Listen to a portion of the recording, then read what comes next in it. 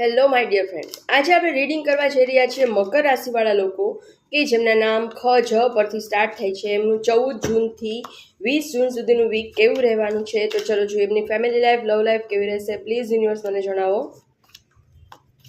Health કેવી રહેશે, financial life કેવી રહેશે. બોટમ ઓફ ધ ડેક આવી ગયું છે 5 ઓફ પેન્ટિકલ. મતલબ કે તમે ખૂબ જ દુઃખી દેખાઈ રહ્યા છો. તમને છોડીને બધા જતા રહેતા હોય એવું તમને ફીલ થઈ રહ્યું છે. તમને કોઈ સમજી શકતું નથી. ફાઇનાન્સનો ઘણો બધો લોસ છે, હેલ્થનો લોસ છે. ખૂબ દુઃખી દેખાઈ રહ્યા છો. બોટમની એનર્જી એવી આવી છે. ફેમિલી લાઈફ, લવ લાઈફમાં મને એવું દેખાઈ રહ્યું છે કે જે લોકો સિંગલ છે એમની લાઈફમાં તમે કોઈને ખૂબ જ ગમો છો, એટલે તમને દૂરથી સ્ટોક પણ કરે છે અને તમારી તરફ ફૂલ સ્પીડમાં આવતું મને દેખાઈ રહ્યું છે. તે વ્યક્તિ તમને પ્રપોઝ કરવા માટે આવી શકે છે. કોઈનો કોલ આવી શકે છે, તમને ગમતી વ્યક્તિ, અથવા તો તમે જેમને ગમો છો એમનો કોલ આવી શકે છે, મેસેજ આવી શકે છે, અથવા તો એ રૂબરૂ જ તમારી સામે પ્રગટ થઈ શકે છે. પણ તમે એને એક્સેપ્ટ કરવાના મૂડમાં મને દેખાતા નથી. તમે થોડાક સ્ટ્રિક્ટ થઈને નિર્ણય લ્યો છો કે હજી મને વિચારવાનો ટાઈમ જોઈએ છે.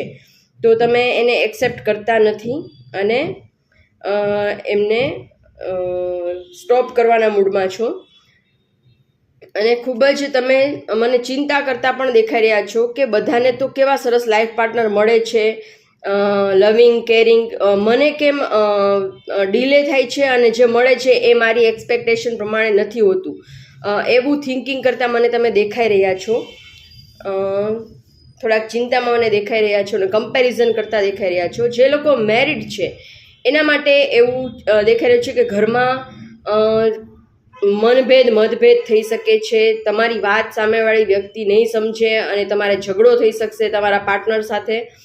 એવું નેક્સ્ટ વીકમાં મને દેખાઈ રહ્યું છે. અને એ ઝઘડાને કારણે, મનભેદ અને મતભેદને કારણે મને તમે દુઃખી દેખાઈ રહ્યા છો કે આ બધું ક્યારે રિઝોલ્વ થશે.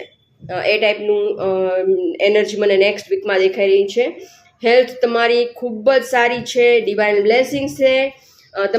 તમારા સાથે 7 ચક્ર તમારા બેલેન્સમાં છે અને ખૂબ જ તમે ખુશ મને દેખાઈ રહ્યા છો. અને એક્સરસાઇઝ કરતા, યોગા કરતા દેખાઈ રહ્યા છો. તમારી હેલ્થને બેટર કરતા મને દેખાઈ રહ્યા છો. હેલ્થની એનર્જી ખૂબ જ સારી છે. 222 લખી અને આ એનર્જીને જરૂરથી ક્લેમ કરજો. ફાઇનાન્સમાં મને એવું દેખાઈ રહ્યું છે કે તમે ફૂલની જેમ, મતલબ કે વિચાર્યા વગર ક્યાંક ઇન્વેસ્ટ કરી દીધેલું, કોઈને પૂછ્યા વગર, કોઈની સલાહ લીધા વગર તમે બહુ મોટો કોઈ નિર્ણય લઈ લીધો છે વિચાર્યા વગરનો, જેમાં તમને બહુ મોટો લોસ થતો મને નેક્સ્ટ વીકમાં દેખાઈ રહ્યો છે. તો લોસ તો છે ફાઇનાન્સમાં, પણ સાથે સાથે તમને એક ગાઈડન્સ પણ છે કે તમે ઘણી બધી વસ્તુને ઇગ્નોર કરી છે. જોબને એક્સપાન્ડ કરવા માટે, બિઝનેસને એક્સપાન્ડ કરવા માટે, અથવા તો જોબમાં ઘણા બધા તમે રિસ્ક લીધા છે. તમારી આજુબાજુ ઘણી બધી નેગેટિવ વ્યક્તિઓ છે જે તમારાથી જેલસ થાય છે. તો એણે તમારા ખિલાફ, તમારા જે બોસ હશે એના કાન ભર્યા છે અને નેગેટિવિટી તમારા માટે ફેલાવે છે એ વ્યક્તિ. તો એનાથી ચોક્કના રહ્યો. બિઝનેસમાં તો મને લોસ દેખાઈ રહ્યો છે. તો હવેથી જે નિર્ણય લ્યો એ કોઈને પૂછી કરીને લેજો. એમને કોઈ જગ્યાએ ઝંપલાવતા નહીં. નવું ઇન્વેસ્ટમેન્ટ નેક્સ્ટ વીક માટે કરતા નહીં. અને 360 ડિગ્રી તમારી નજર હોવી જોઈએ. ફાઇનાન્સમાં તમારી નજર, તમે રેન્ડમ નિર્ણય લઈ લ્યો છો, મનમાં આવે એવા નિર્ણય લઈ લ્યો છો. પોતે પણ કાંઈ રીચેક નથી કરતા, કોઈની સલાહ નથી લેતા.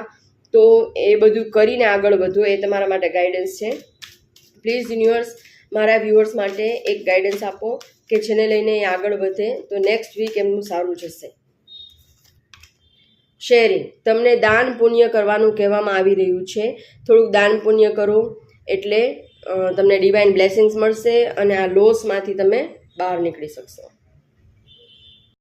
આ જનરલ કલેક્ટિવ રીડિંગ હોય છે, બધાને રેઝોનેટ નહીં થાય. તમારે પર્સનલ રીડિંગ બુક કરાવવું હોય તો સ્ક્રીન પર આપેલા મોબાઈલ નંબર પર મને મેસેજ કરો. અને તમે કયા સિટીમાંથી મારો વિડીયો જુઓ છો એ પણ મને કમેન્ટ કરીને જરૂરથી જણાવો. તમને મારા વિડીયોઝ કેવા લાગે છે તે પણ મને કમેન્ટ કરીને જરૂરથી જણાવો. ચેનલ સબસ્ક્રાઈબ કરવી બિલકુલ ફ્રી હોય છે, તો જરૂરથી સબસ્ક્રાઈબ કરો અને સપોર્ટ કરો. Thank you so much.